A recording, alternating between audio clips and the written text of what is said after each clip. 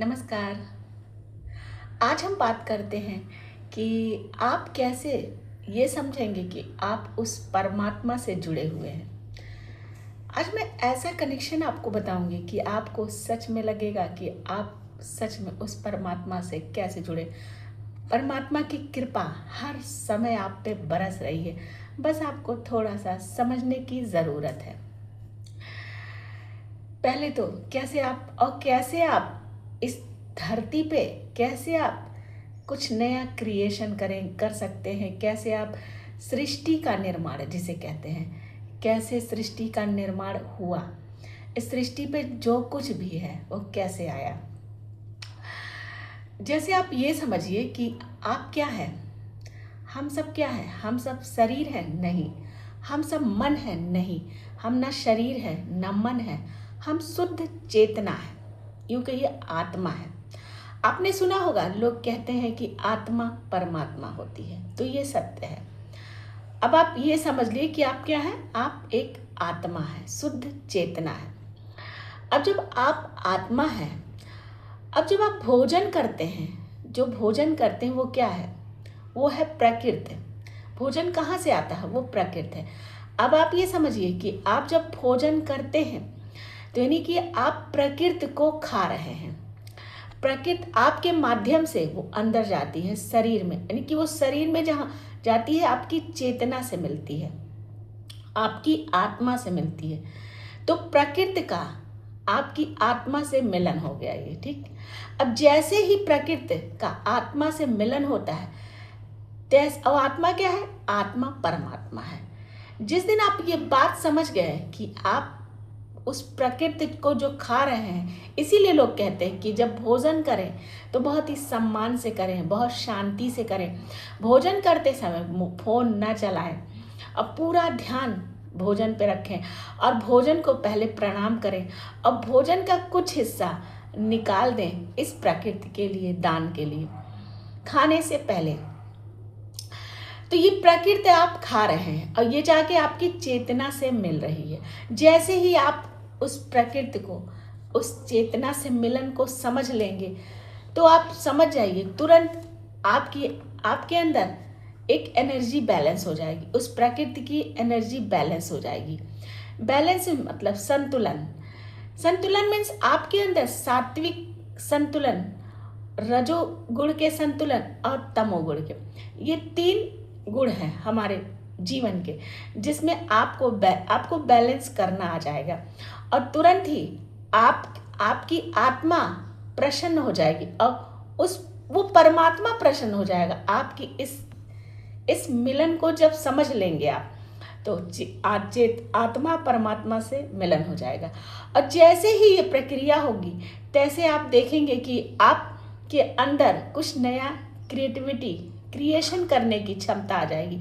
आप कुछ भी नया बना सकते हैं, आप कुछ भी नया टेक्निकल कर सकते हैं, कुछ आध्यात्मिक नया कर सकते हैं। ये आपके अंदर अद्भुत क्षमता आ जाएगी। आपका ब्रेन एकदम शार्प हो जाएगा, आपको सब कुछ क्लियरिटी आएगी आपके माइंड। मैं एक छोटा सा उदाहरण देती हूँ कि आप ये समझिए सृष्टि पे निर्माण कैसे हुआ, जो भी हुआ किसके द्वारा हुआ। जैसे जब बच्चा गर्भ में आता है, बच्चा गर्भ में आ गया, हमें पता है कि गर्भ में आ गया, ठीक, लेकिन हम उसे जाते हैं धड़कन चेक कराने कि बच्चे के अंदर उसकी रिदम चल रही है कि नहीं, तब हम मानेंगे कि बच्चा स्वस्थ है। तो वो जैसे ही बच्चे में रिदम आती है, यदि रिदम आ गई है तो समझ जाइए कि उसमें चेतना आ गई है। तो बच्चा कैसे बना है, स्त्री पुरुष के मेल से।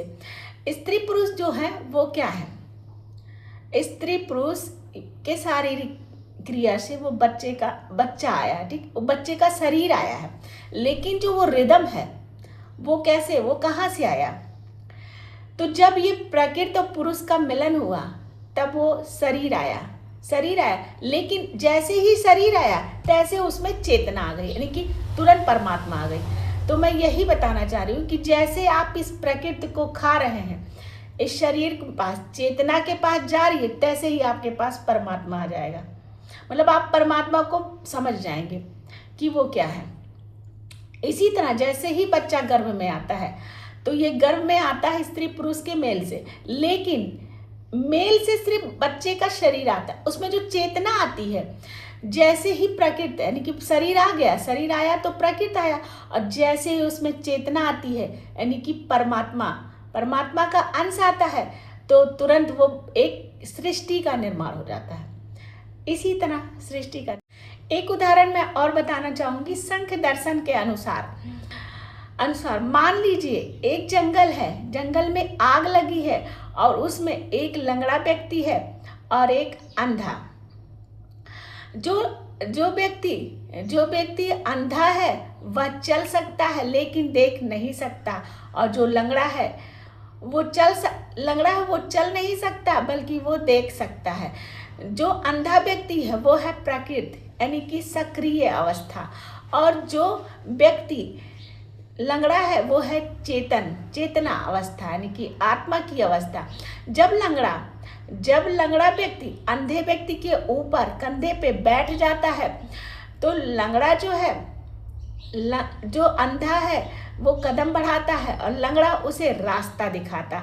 इस तरह दोनों मिलकर जंगल पार कर जाते हैं और उस आग से बच जाते हैं। ठीक इसी तरह जब पुरुष चेतना उस चेतना का सत मार्ग और प्रकृति से होता है तो आपके तीनों गुण संतुलित हो जाते हैं। यानी कि जब प्रकृति का उस चेतना से मिलन होता है तो आपके अंदर के सतोगुण, रजोगुण और तमो तीनों गुणों का बैलेंस हो जाता है, संतुलन आ जाता है। इस तरह आप अपने जीवन में कुछ भी नया क्रिएशन कर सकते हैं और आपको उस परमात्मा का भी एहसास हो जाएगा। राधे।